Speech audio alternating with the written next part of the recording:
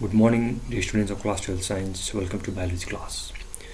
Today we'll begin with a new unit and with a new chapter.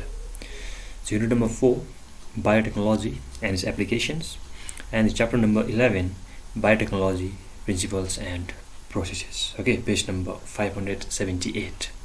So we'll begin a new chapter, biotechnology, principles and processes. So before that, what is biotechnology actually, right? We have not about biology also, but now here we are dealing with the term biotechnology. So actually, what is biotechnology? All right, so all of you heard about the term biotechnology, which mainly the buzzword of the 21st century. Basically, this biotechnology, it's mainly the integration of biology and technology. You can just simply break the word, right? Bio means biology and technology.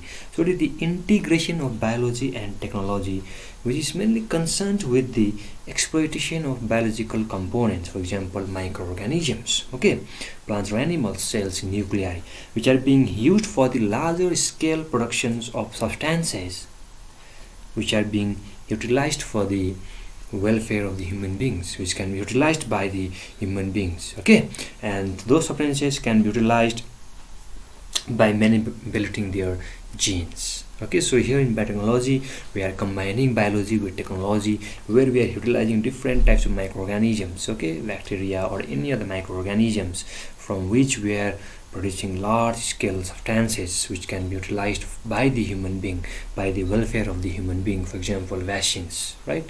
It can be discovered by the role or by the use of biotechnology, which are being used by the human beings for their own benefit. Okay, so here in this chapter we learn about the biotechnology, its principles and processes. Okay, so what is biotechnology? Now we'll just go with the definitions. Okay, clear?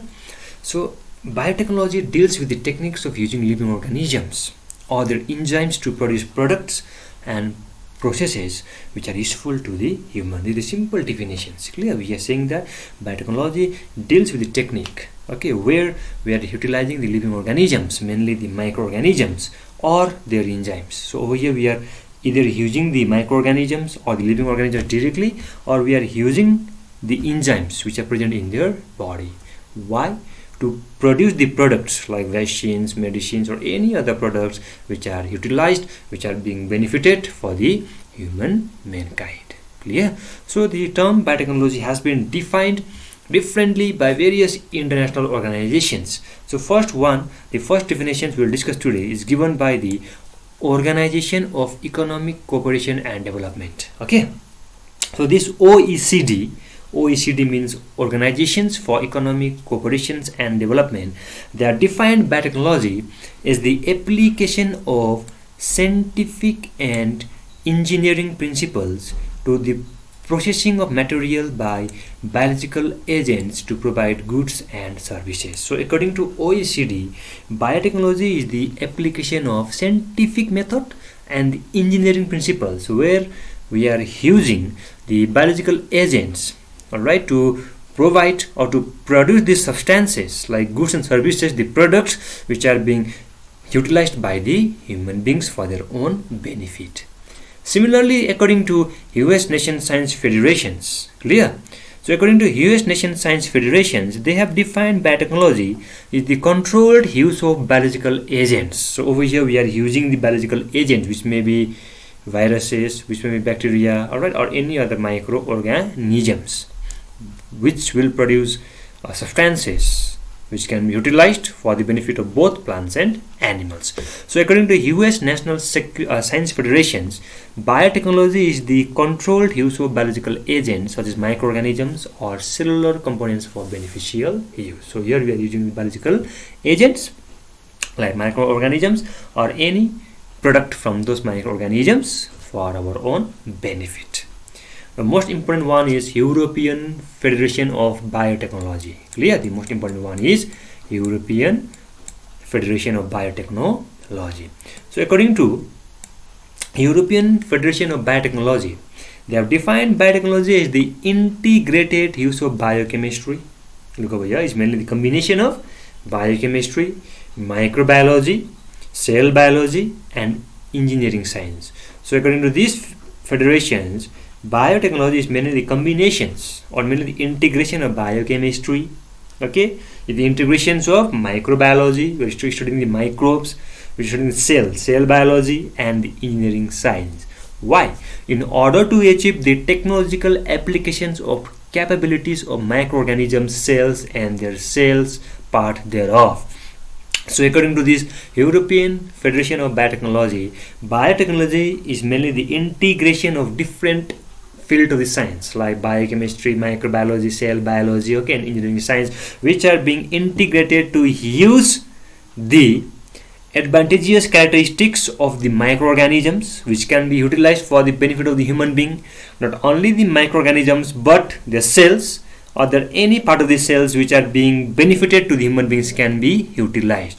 So this is the definitions given by the European Federation of Biotechnology. Okay, but in general we can say that biotechnology deals with the techniques of using the living organisms or their enzymes to produce the products and processes useful to the humans. Only those substances which are beneficial to the human beings can be utilized, can be produced from those living organisms and can be utilized for the benefit of the living organisms, not only for the animals but for the plants also.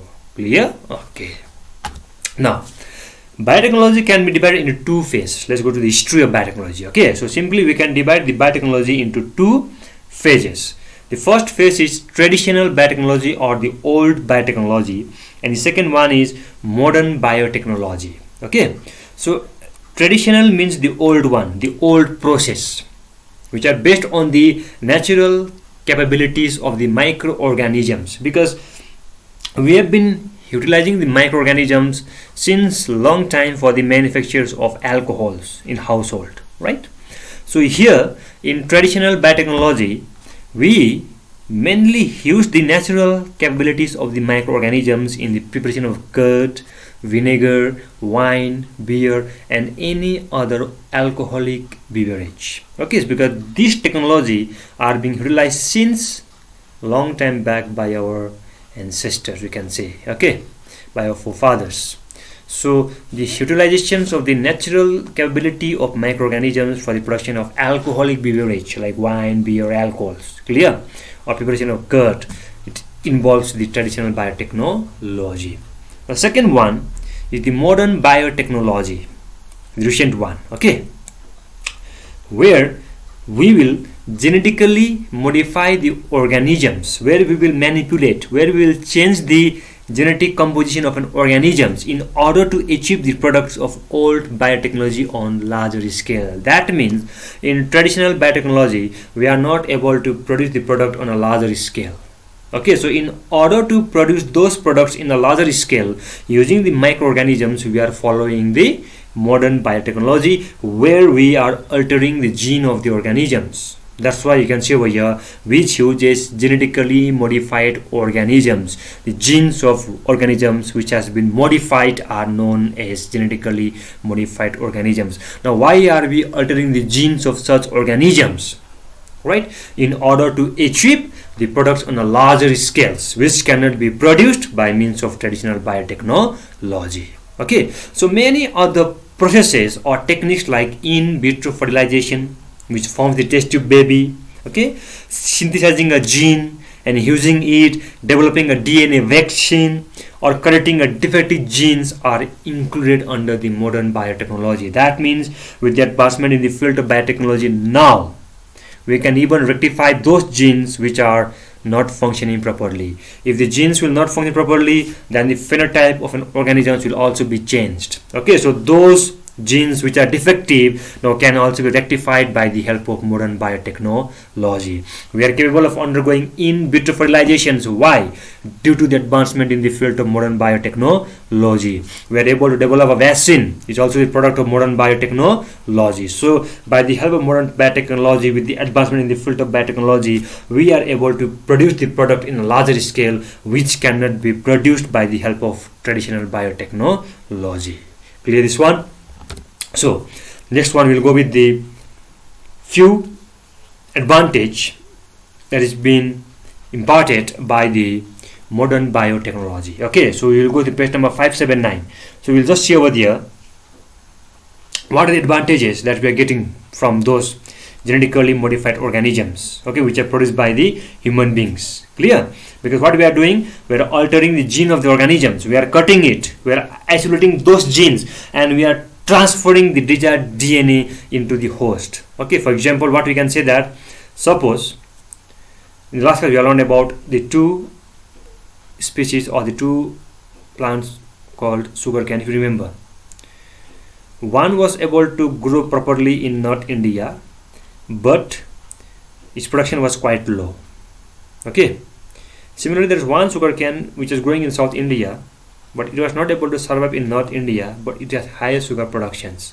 And if you remember, we have combined the characteristics of both the parents and we have created the progeny, right? So it is mainly the role of biotechnology that we are trying to create the progeny with the desirable characteristics, the character that we want.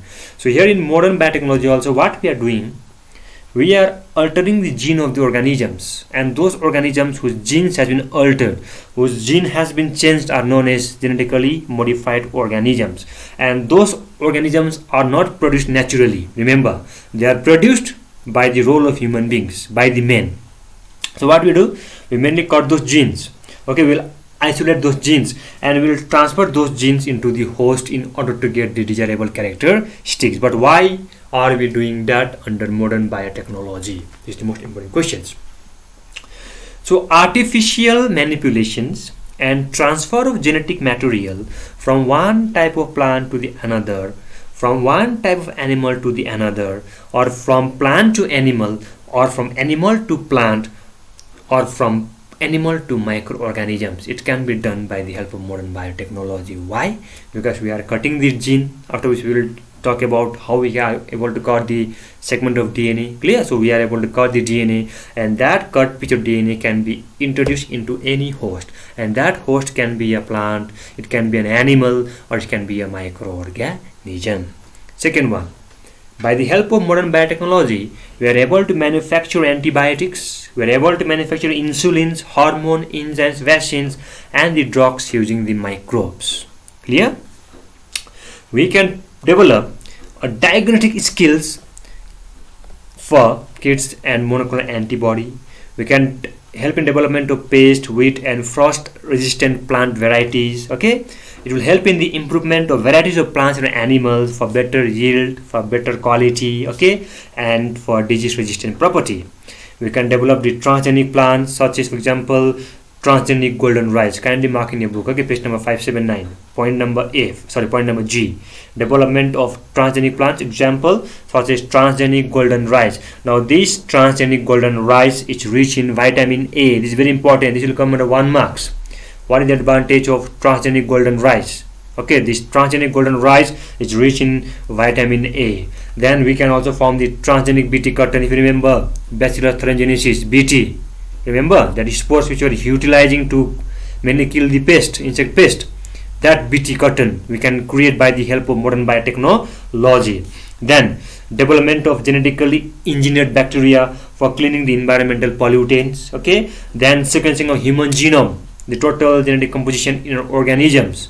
We can sequence it by the help of human genome, not only human beings but that of the animals or the plants. We can go for total genome sequencing of an organisms. Then we can also create gene libraries. We can create gene banks of various animals and plants by the help of modern biotechnology.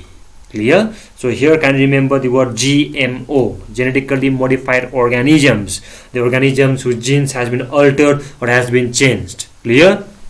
The next one we'll talk about principles of biotechnology, because the modern biotechnology arose and evolved with the perfection of following two core techniques. We have got two important techniques under the modern biotechnology which are being utilized for the welfare of the human beings. Now those two principles are mainly the genetic engineering and the biochemical engineering processes. These are the two principles of biotechnology. The first one is genetic engineering and the second one is biochemical engineering processes. Clear? So what is genetic engineering? We will go through it.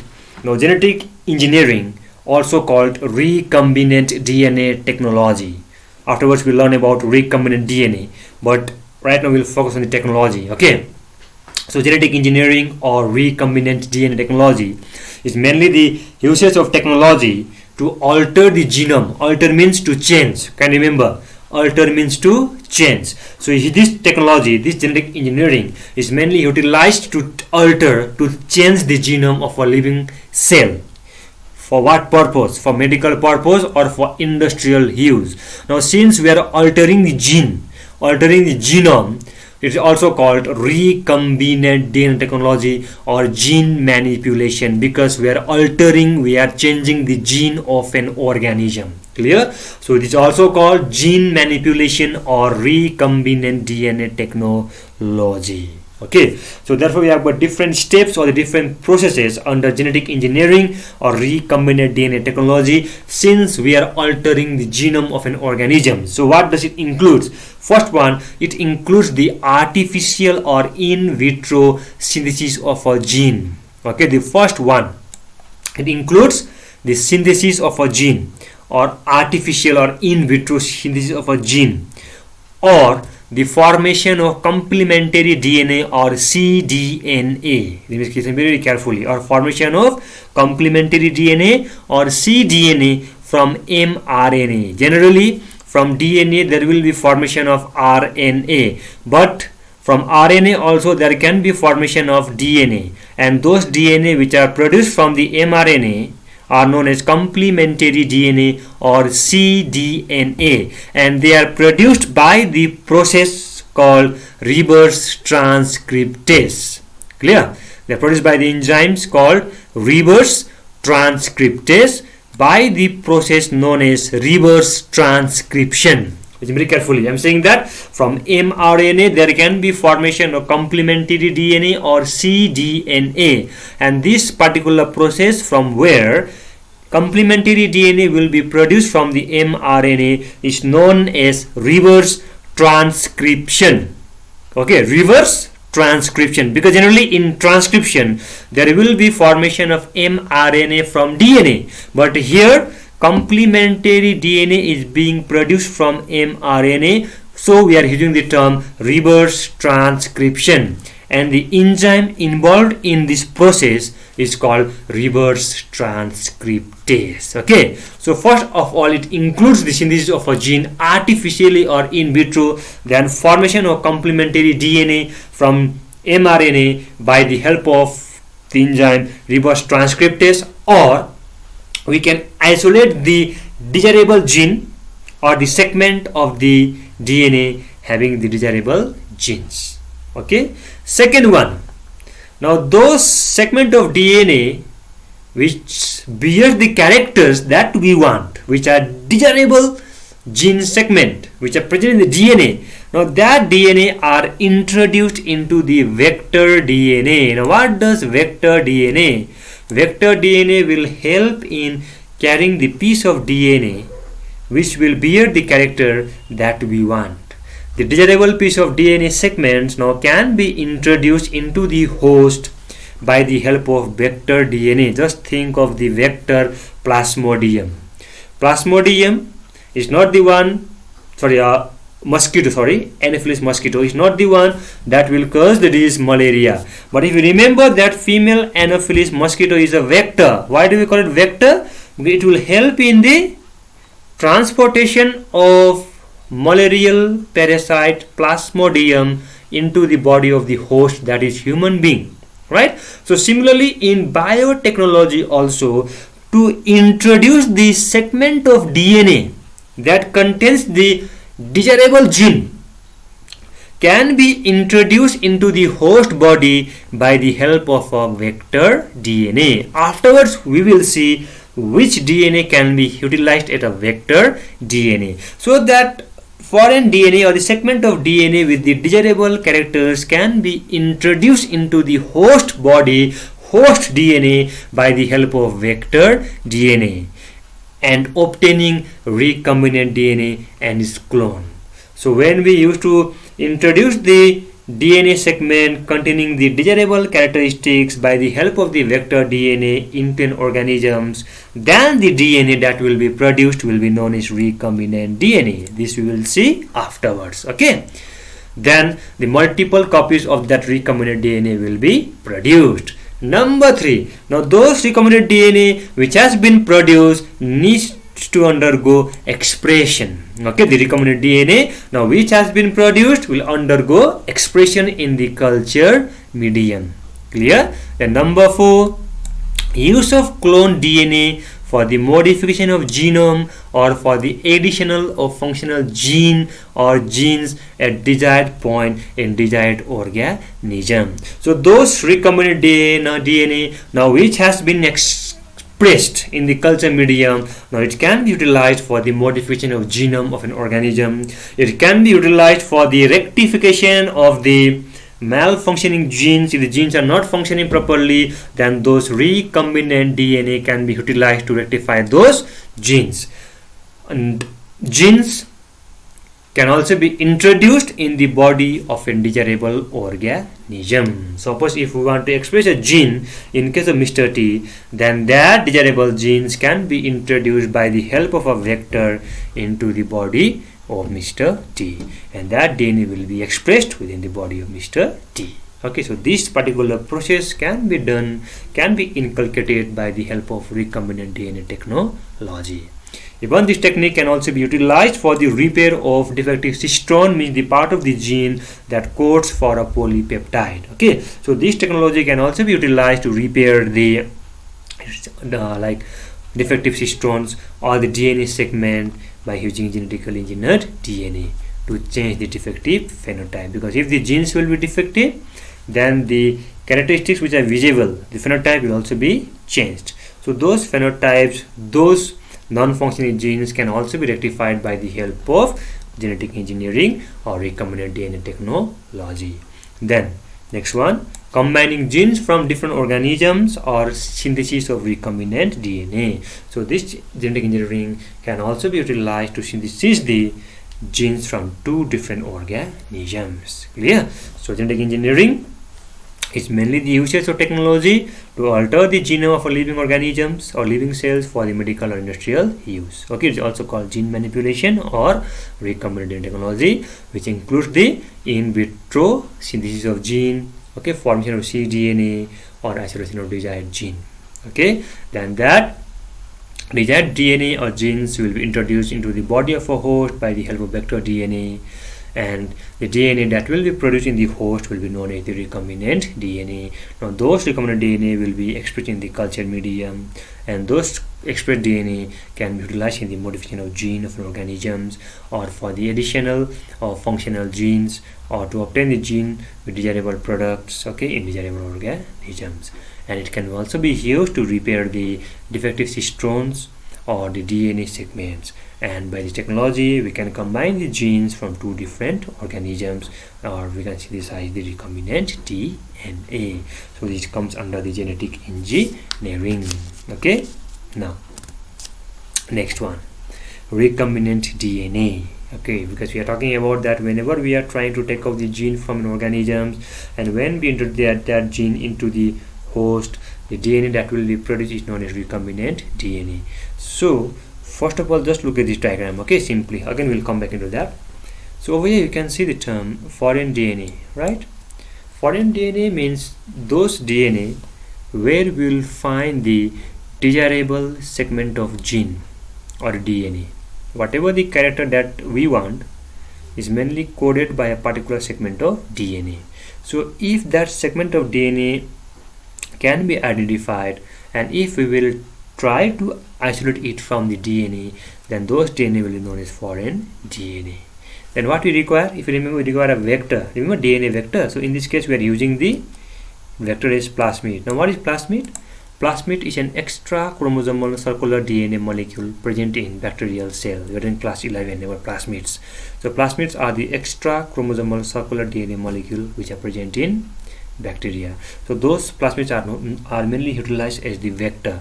Vector will carry the segment of DNA which bears will bear the desirable gene. Okay, so what we are doing over here, first of all, within the foreign DNA we are making a cut. Can you see? We are making a cut. Now this cut piece of DNA, it will bear the segment having our desirable characteristics. Okay, now a small cut will also be made in the vector DNA also. Can you see over here? Now this cut piece of DNA segment from the DNA, foreign DNA, will be inserted into the vector. Can you see?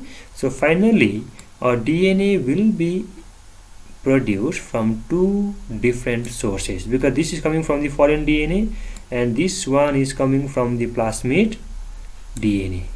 So this DNA will contain the DNA from two sources, and those type of DNA are known as recombinant DNA. So this DNA is our recombinant DNA. Now this DNA will be introduced into the E. coli cell. Okay, and within the body of the E. coli cells, this will undergo rapid multiplication or replication. So from one cell it will divide to form two daughter cells. Clear? Again these two daughter cells will divide to form four daughter cells and will keep on multiplying. So this DNA is known as the recombinant DNA because it contains the DNA from two different sources. Okay, so we'll come back to this afterwards. Okay, so we'll first go with the theory part, then again we will come back to this diagram and it will be clear for you. Okay, so let's come back to recombinant DNA.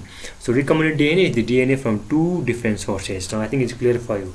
One DNA is from the foreign DNA and another DNA is from the vector DNA, because we are combining those two DNA, because we are cutting that foreign DNA and that cut piece of DNA is being introduced into the vector DNA, and that vector DNA along with the foreign DNA will be known as recombinant DNA because the DNA is from two different sources. Okay, now those two DNA, alright, or the foreign DNA will be linked with the vector DNA. Can you see we are formed by the union of foreign DNA with the vector DNA. I think it's clear for you now. Now it is constructed artificially in the laboratory. It is not done naturally, but it is done in the laboratory in the artificial way. Recombinant DNA is also called heterologous DNA or heteroduplex DNA or chimeric DNA. Hetero means different because it contains the DNA from two different sources, so it is heterologous. Herbert Boyer and Stanley Cohen were the first one to produce the recombinant DNA. This is very, very important. Okay, Herbert Boyer and Stanley Cohen in 1972, they were the first one to produce the recombinant DNA by joining the antibiotic resistant gene. Antibiotic resistant genes means these genes will impart resistance to antibiotic to the bacterial cells. Those bacteria which will carry the antibiotic resistance property will not be affected when we use antibiotic. Okay, so here Herbert Boyer and Stanley Cohen, they have isolated the antibiotic resistant genes, alright, and have joined that gene to the plasmid of Salmonella typhimurium. Over here plasmid is the vector, so that antibiotic resistant genes is being incorporated into the vector DNA or the plasmid of Salmonella typhimurium, and the DNA that will be produced will be known as the recombinant DNA because there will be DNA from two different sources. Clear? So let's go through the steps that how Herbert Boyer and Stanley Cohen were able to develop the first recombinant DNA. First one, they isolated the antibiotic resistant gene by cutting it from a plasmid which convert antibiotic resistance to bacteria. That means over here the desirable characteristics, the desirable segment of DNA is the one that bears the antibiotic resistant property. So this antibiotic resistant property is our desirable characteristics. So we have to identify the gene that has the property of antibiotic resistance, and if that genes will be identified, we have to cut it. Okay, so Herbert Stanley Cohen, they isolated the antibiotic resistant genes by cutting it from a plasmid which conferred antibiotic resistance to bacteria. So if Mr. T has got the antibiotic resistant genes, so what we look for in Mr. T is the gene that will confer that antibiotic resistant property to Mr. T. If we will identify that gene, then we will cut that gene. Clear? Then number 2, the cutting of DNA. So how can we cut DNA? We cannot simply take the seizure and cut that segment of DNA. We cannot see the genes, right? So how can we cut the DNA? So this cutting of DNA was possible by the discovery of the molecular seizure. Molecular seizure, because it will cut the DNA at the molecular level. We are not cutting it simply by the help of seizure, right? So we are cutting it at the molecular level, at the DNA level, and for that we require a molecular seizure, and the name of that molecular seizure is called restriction endonuclease enzyme. So this restriction endonuclease enzyme is utilized to cut the piece of DNA in the foreign DNA and the vector DNA. Clear? Now cutting has been done. Now the cut piece of DNA with antibiotic resistant property is linked with the vector plasmid. So what we are doing now, that cut piece of DNA is being linked to the vector DNA, and for just linking the cut piece of DNA with the vector DNA, we don't require a glue. We are not utilizing the simple glue or Fevikwik or the Fevicol. Clear? But we require a molecular glue. Like the molecular seizures, we will require a molecular glue, and the name of that molecular glue is DNA ligase. So this DNA ligase will help in linking the or joining the foreign DNA with the vector DNA. Clear? Then a new circular replicating DNA will be created, will be formed, and that DNA will be known as recombinant DNA, which is capable of self-replicating. So this results in the formation of a new circular self-replicating DNA called recombinant DNA. Okay, and when this recombinant DNA is introduced into the E. coli cell, it replicates using the host DNA polymerase. This DNA polymerase enzyme is utilized to replicate, to multiply the number of DNA molecule. This we'll learn in details when you go through the molecular biology. Okay, but the DNA polymerase enzymes is used to increase the number of DNA, to make multiple copies of DNA. Just for now, just think of that. Okay, this DNA polymerase is utilized to make multiple copies of DNA. Okay, and the ability to form gene or multiple copies of DNA is called gene cloning. Okay, so now we'll go with the diagram and it will be clear for you. Okay, so first one, what we are doing now. Okay, look at the first one. So first one, we are taking the foreign DNA, because this foreign DNA will bear the characteristics of antibody resistant property. So this foreign DNA will bear a gene having the antibiotic resistance property. Okay, so now we are trying to make multiple copies of that gene. Clear? We are trying to make multiple copies of that gene which bear the antibiotic resistance property, and for that what we require, we have to go through the technique of biotechnology, because we have to produce the product on a larger scale. Clear? So first of all, we have to identify the DNA having the gene segment having the property of antibiotic resistant gene, because that is our desirable characteristics. Okay, so in the foreign DNA we have got particular segment of gene having that characteristics. Clear? Then we require a vector DNA, because vector DNA are the one which will carry the cut piece of DNA having the desirable characteristics. So first of all, for cutting of DNA, what we require? We require a molecular seizure. And what is the name of the molecular seizure? Come back to this page. Restriction endonuclease enzyme. So by the help of this enzyme, we will cut the gene of interest. Okay, so this is the gene having the antibiotic resistance property. Now the same enzyme, restriction endonuclease enzyme, will also be utilized to make a cut in the vector DNA. Now can you see the gap in the vector DNA? Okay, now in that gap, what are we doing? We are putting this cut piece of DNA over here.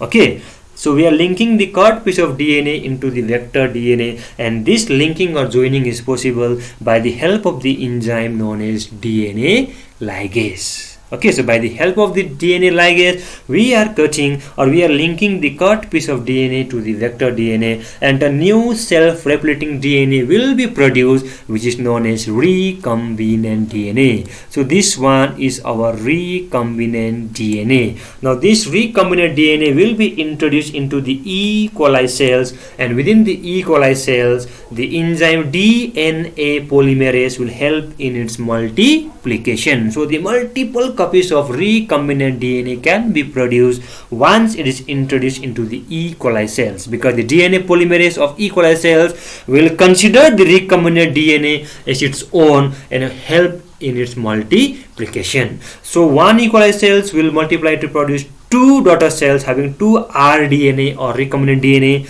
Now two cells will again replicate, will divide to form four daughter cells, 4 to 8, 8 to 16, 16 to 32, and hence so on. It keeps on multiplying. It keeps on making multiple copies, and this property to make multiple copies of recombinant DNA is known as gene cloning.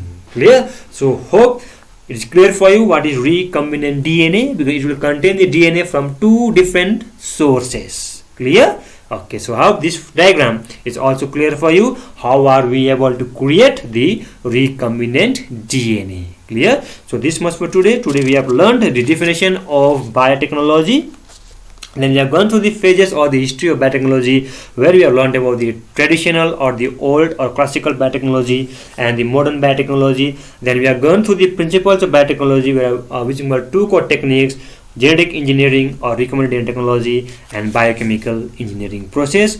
And we also learned about the creations of recombinant DNA. Clear? So we'll continue with the same chapter, okay, with the same topic, recombinant DNA, in the next class. So this was for today. Thank you.